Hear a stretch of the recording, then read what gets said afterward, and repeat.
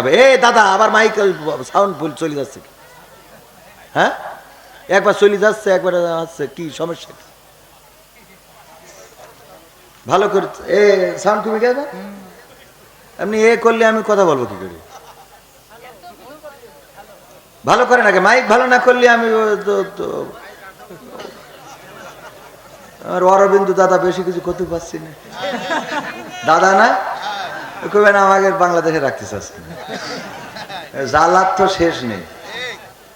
ঠিক করেন, এখনো হয়নি ভাইরা আমার।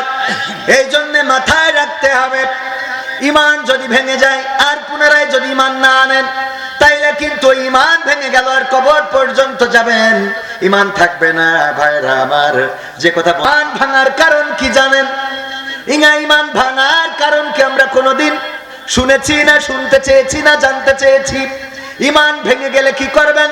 উজু ভেঙে গেল, উজু করে আসলেন, নামাজ ভেঙে গেল, আবার নতুন করে নিয়ত করলেন, কিন্তু ইমান চলে গেল, আর কোনোদিন ইমানের পথে ফিরে আসলেন না।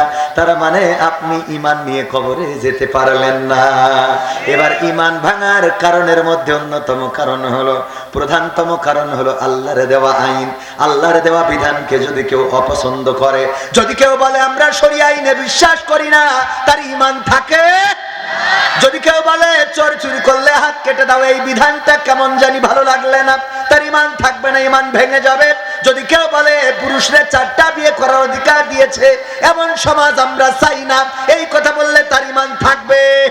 যদি সে জামাতের হয় তাও ইমান থাকবে না, যদি সে হেফাজতের হয় তাও ইমান থাকবে না, যদি সে চরমনার হয় তাও ইমান থাকবে না। আর অন্য দলের হলি তো সেটা আপনারা বুঝে নেন, কথা কয় না?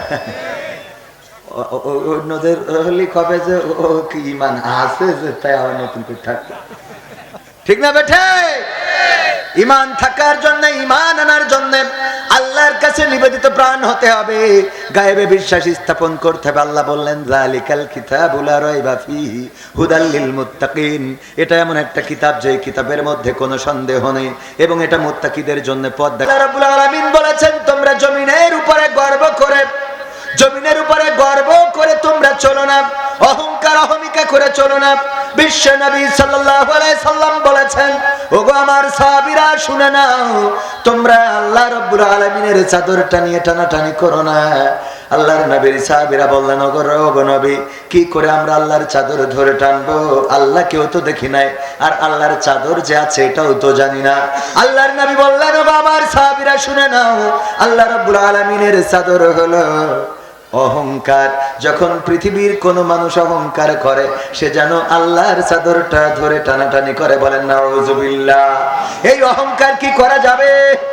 অহংকার করেছে যারা, পতন তাদের হয়েছে না হয় নাই? অহংকার করেছে যারা, পালিয়ে গিয়েছে তারা। অহংকার করেছে যারা, এখন আমাদের জনসম্মুখে নেই তারা। অহংকার করেছে যারা, এই জমিন থেকে হারিয়ে গিয়েছে তারা। অহংকার ছিল হাবিলের ভাই কাবিলের, ছিল না? ছিল না? কিসের অহংকার? শয়তান বলল, আল্লাহ রাব্বুল আলামিন বিধান করে দিল, ওগো আদম, তোমার সন্তান হবে জুড়াই জুড়াই। সন্তান হবে, তখন তো আর অন্য কোন মানুষের সন্তান নেই, সুতরাং বিয়ে করবে কি করে? বিয়ে করার জন্য আল্লাহ বিধান দিয়ে দিলেন, শরিয়া দিয়ে দিলেন যে আদম, যখন তোমার একটা ছেলে এবং একটা মেয়ে একসাথে জন্মগ্রহণ করবে, তখন অপরবার যখন একটা ছেলে একটা মেয়ে একসাথে জন্মগ্রহণ করবে, ওই পক্ষের মেয়ে আর এই পক্ষের ছেলের বিয়ে দিবা। এই অল্টারনেট করে বিয়ে দিয়া তোমার জন্য শরিয়া। এটা কি? এক সময় বলতে কি, মুসা আলাইহিস সালামের সময় শুকর হালাল ছিল, সে শরিয়া। হযরত, যদি ভুল না বলি, ইসহাক আলাইহিস সালামের সময় 2 বোন একসাথে বিয়ে করা, ইয়াকুব আলাইহিস সালামের সময় 2 বোন একসাথে বিয়ে করা হালাল ছিল, তখনকার শরিয়া এটা ছিল। আমার নবীর পরে যে শরিয়া অবতীর্ণ হয়েছে সেটা আমাদের শরিয়া। বাইতুল মাকদাস এক সময় কিবলা ছিল, আল্লাহ রাসূল সাল্লাল্লাহু আলাইহি সাল্লাম বাইতুল মাকদাসের দিকে ফিরে নামাজ আদায় করেছেন। যেদিন আল্লাহ কিবলা পরিবর্তন করে দিয়েছেন, আল্লাহ রাসূলের জন্য বাইতুল মাকদাসের দিকে নামাজ পড়া জায়েজ নাই, আমাদের জন্য জায়েজ নাই। তো শরিয়া এটা বুঝতে হবে। ওগো আমার ভাইয়েরা, এই যে শরিয়া, যখন এক ভাই বিয়ে করবে, অপর জোড়ায় যখন সন্তান হবে ওই বোনের, আর ওই বোন বিয়ে করবে এই ভাইয়ের, এটা যখন আইন করে দিল, দেওয়ার পরে হাবিলের সাথে যে জন্মগ্রহণ করলো আর কাবিলের সাথে যে জন্মগ্রহণ করলো, কাবিলের সাথে জন্মগ্রহণ করা মেয়েটা ছিল একটু সুন্দরী বেশি, আর হাবিলের সাথে জন্ম অল্টারনেট করে বিয়ে দেওয়া হলো। শয়তান বলল, ওগো কাবিল, তোমার আব্বার মতো দেখো তোমার আব্বা কি কামটা করেছে, তোমার সাথে ইনসাফ করলো না, তোমার সাথে জন্ম নিয়া এই সুন্দরী মেয়েটারে হাবিলের সাথে বিয়ে দিয়ে দিল। এটা কি মেনে নেওয়া যায়? এটা কি মেনে নেওয়া যায়? শয়তান কাবিলকে বুঝাইলো। কাবিল চিন্তা করলো, তাই তো, আমার সাথে যে জন্মগ্রহণ করেছে সে তো ভালো সুন্দরী, আর আমার ভাইয়ের সাথে যার জন্ম হয়েছে এটা তো এত সুন্দর না, তো এইটারে আমার সাথে আব্বা দিল, আর আব্বা আমার সুন্দরীটারে ওর সাথে দিল, এই শরিয়া আমি মানি না। এই শরিয়া আমি, এরকম মানুষ আছে না নাই? বলে যে আমরা শরিয়া আইনে বিশ্বাস করি না, এমন কথা বলার লোক আছে না নাই? আবার কেউ একজন বলল যে আমার বোনেরা 4টা বিয়ে করার অধিকার কি পুরুষকে দিয়েছে? বোনেরা নয়, এই অধিকার দিয়েছেন কে? আল্লাহ রাব্বুল আলামিন দিয়েছেন এই অধিকার। সুতরাং এই আইনের বিরুদ্ধে, এই অধিকারের বিরুদ্ধে যদি কেউ দাঁড়িয়ে যায়, আল্লাহর কসম করে বলি তার ঈমান থাকবে না, থাকবে কথা কয় না। আল্লাহর কোরআনের আইন নিয়ে প্রশ্ন তোলার কি কোনো সুযোগ আছে? চোর চুরি করলে হাত কেটে দাও, বিধানটা কার? কেউ যদি বলে আহারে হাত কেটে দেওয়ার মতো এত নিষ্ঠুরতা কেন? যদি 5 বছর 10 বছর জেল দেওয়া হয় তাতে তো অসুবিধা নাই, হাত কেন কাটতে হবে? এই আইনটা আমার অপছন্দের।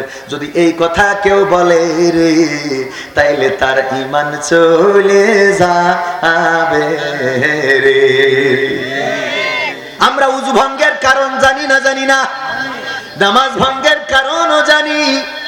কি কি করলে নামাজ ভেঙে যায়? নামাজের মধ্যে অট্টহাসি দিয়েছেন, নামাজের মধ্যে চিল্লাইয়েছেন, নামাজের মধ্যে আপনি যদি নামাজ সংক্রান্ত কাজের বাইরে এমন কোন কাজ করেন যেটা নামাজের সাথে সম্পৃক্ততা নেই, আপনার নামাজ ভেঙে যাবে। উজুর মধ্যে উজু করে আসার পরে যদি উজু ভঙ্গের যে কারণগুলো আছে, অধিক রক্তক্ষরণ যদি হয়ে যায়, যদি অধিক বমি হয়, যদি আপনার পায়খানা পেশাবের রাস্তা দিয়ে কিছু বের হয়, এমনি ভাবে যে কারণগুলো রয়েছে, এই কারণের যদি একটা ঘটে যায়, উজু ভাঙবে না? ভাঙবে না।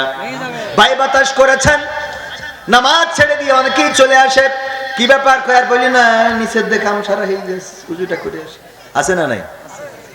কিন্তু ঈমান ছিলাম, আল্লাহ বললেন যালিকাল কিতাবু লা রাইবা ফীহি হুদাল লিল মুত্তাকিন। এটা এমন একটা কিতাব যে কিতাবের মধ্যে সন্দেহ করার কোনো অবকাশ নেই। কথাটা কার? আল্লাহ বললেন সন্দেহ করার অবকাশ নেই, আর আপনি সেখানে প্রশ্ন তুললেন, তার মানে আপনি ঈমানদার। এরপরে ঈমান হবে, এই সন্দেহ যে প্রকাশ করবেন না।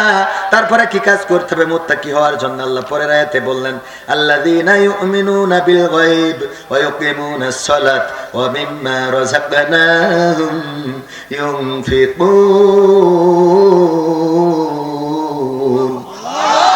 আমরা বললাম আল্লাহ, আমরা যদি কোরআন থেকে হেদায়েত নিতে চাই, মুত্তাকি যদি হতে চাই, পথের দিশা যে আমাদের দেখাবে কেমন করে, আমাদের কোন কোন গুণ থাকলে পথের দিশা দেখাবে, আল্লাহ পরের আয়াতে বলে দিলেন, হ্যাঁ পথের দিশা তারাই পাবে যারা ইউমিনুনা বিল গায়ব, যারা গায়বে বিশ্বাস করে। তারপরে কি করে? ওয়া ইউকিমুনাস সালাত, এবং নামাজ কায়েম করে। তারপরে কি করে? ওয়া মিম্মা রাযাকনাহুম ইউনফিকুন, এবং যারা রিজিক থেকে ব্যয় করে কোথায়? সিনেমা দেখতে যাই। বলেন সুবহানাল্লাহ। সিনেমা বলছি, আপনারা একটু দেখলাম যে কতটুকু সচেতন। আর মনিরামপুর মানে ইসলামের গণজোয়ার, ঠিক না বেঠে? তো এই জন্য সচেতন আছেন। তারা টাকা পয়সা খরচ করে কোথায়? কোথায় খরচ করে? ভালো কাজে। কোন কাজে? ভালো কাজে। স্ত্রীর শাড়ি কিনে দেয়া, এটাও আল্লাহর পথে খরচ। সুবহানাল্লাহ। আপনি স্ত্রীর শাড়ি কিনে দিলে সওয়াব হয়, স্ত্রীর ব্লাউজ কিনে দিলে সওয়াব হয়, স্ত্রীর আরো যা কিছু আছে প্রয়োজনীয় লিপস্টিক, আইলা, শাইলা, বাইলা সব কিনে দিলে কি হয়? সওয়াব হয়। কিন্তু স্ত্রী আবার ওইটা মাখায় যদি আমার দেখায় বেড়ায়, তাহলে আমার ঝামেলা। ওকে তো কিনে দিতে অসুবিধা নেই, কিন্তু কিনে দিয়ে তো আমাদের জন্য মাখে না, ও মেকিতে মনের আব্বু যায়, কসমেটিকের দোকানদারের দেখায়, ঠিক না বে? ঠিক। সোয়াব তো হয়, কিন্তু ও তো আবার তেজমেরি দেয়। হ্যাঁ আপনি কিনে দিয়েছেন পরিতে লাগাই ঝিলখানি মাতি মাতি মনিরামপুর আছে না নাই কথা কয় না ওগো আমার ভাইয়েরা এই জন্য সব আল্লাহর রাস্তায় খরচ স্ত্রী দিয়েছেন কে ও আল্লাহ কতি মনে হইলো যে না স্ত্রী আমাকে নিজের বুদ্ধিতে হয়েছে প্রেম করে বিয়ে করলো আল্লাহ দিয়েছে আপনার স্ত্রী স্ত্রী দিয়েছেন কে আমি আজ কদিন ধরে প্রায় জায়গায় বলতেছি আমাদের হুজুররা ওয়াজ করে বলে সম্পদের মালিক আল্লাহ জানের মালিক আল্লাহ টাকা দেওয়ার মালিক আল্লাহ পয়সা দেওয়ার মালিক আল্লাহ সন্তান দেওয়ার মালিক আল্লাহ কিন্তু একজন হুজুরেরও বলতে শুনলাম না যে বউ দেওয়ার মালিক আল্লাহ এটা বলে কেউ এই বলে না বলে যুবকরা হয়েছে লাইলাতুল ফেব্রুয়ারিতে ফুল নিয়ে যেয়ে দাঁড়ায় থাকে গদখালি কারণ এটা তো ওদের বোঝানো লাগবে যে বউ দেওয়ার মালিকও আল্লাহ কথা কয় না আপনি নিজে পান্ডায় পান্ডায় আডাওয়ারান ডুডু ডুলু মালয়েশিয়া আছে এখানে কেউ মালয়েশিয়ায় ছিলেন ওই যে আডা আল্লাহ মনিরামপুরীর লোক না থেকে যায় বলছি পান্ডায় পান্ডায় শাড়ি মানা বলে তুহান মালকে না বাকি ইলা বুঝতে গেন নিজের মতো করে আপনি খুঁজে বেড়াবেন হবে না আল্লাহ যদি না দেয় বউ দেওয়ার মালিক কে এই কথা হুজুরের ক্ষতি খুব লজ্জা লাগে যে বউ দেওয়ার মালিক আল্লাহ এই কথা বলা লাগবে কারণ আমার যুবকরা বোঝে না যে বউ দেওয়ার মালিক আল্লাহ যারা মনে করে গোলাপ ফুল নিয়ে যে দাঁড়ায় থাকবা 3 পিস দিবা ফোন কিনে দিবা এমবি ভরে দিবা সব করা হয়ে যাবে তোমার সাথে চলবে রে আর যখন আমার সভাপতি ইবনে সিনাই চাকরি করে এসে বলবে আমি তোমার বাড়ি লোক পাঠাতে চাই আমার মা বাবা যা বলবে আমি তাই শুনবো এতদিন ধরে লাইন মারলো ওর সাথে এখন যে ইবনে সিনার লোক প্রস্তাব পাঠাইছে তাই মা বাপ যা কবে আমি তাই শুনবো তা তুই এতদিন গদ খালি গেলি কেন ওর সাথে তাহলে কথা কয় না ও ভাইরা আমার কারণ হলো বউ দেওয়ার মালিককে আল্লাহ এখন আপনি নিজে নিজে মনে করলেন গদখালি নিয়ে গেলি হবে মনে করলেন যদি মনিরামপুরের ওই ঝাপা পাওয়ারে নিয়ে যাই এপার থেকে ও পারে দুইজনে দৌড় দিয়ে এসো সকিনা ও বললো আবেদ হ্যাঁ দুইজন দৌড় দিলেন না এতে করে হবে না আল্লাহ যদি আপনার কপালে হেইডা না লেখে আপনার ঘরে সে আসতে পারবে কথা কেন পারবে এই জন্য ভাইয়েরা আমার বউ দেওয়ার মালিক আল্লাহ স্ত্রী দেওয়ার মালিক আল্লাহ এখন অনেকে অনেক শিরকিয়াতের কথা বলে যদি আমার ভাইকে জিজ্ঞাসা করি ভাই আমার চাচাকে যদি জিজ্ঞাসা করি চাচা যান আপনার সন্তান কয়জন উনি বলবেন আল্লাহর মাল আল্লাহ দিয়েছে 10টা কয়টা আল্লাহর মাল আল্লাহ দিয়েছে 10টা আর আমার আব্দুল কালাম আমার আমুল কালাম ভাইকে যদি জিজ্ঞাসা করি যে ভাই কামাল হোসেন ভাইকে যদি জিজ্ঞাসা করি ভাই বলেন আপনার সন্তান কয়টা আমরা নেব নেব করতেছি এখন নিইনি আগে আল্লাহ দিত আর এখন আবার দু একজন কয় আমরা 2টা নিছি আর নেওয়ার ইচ্ছা নেই ও বাবা ও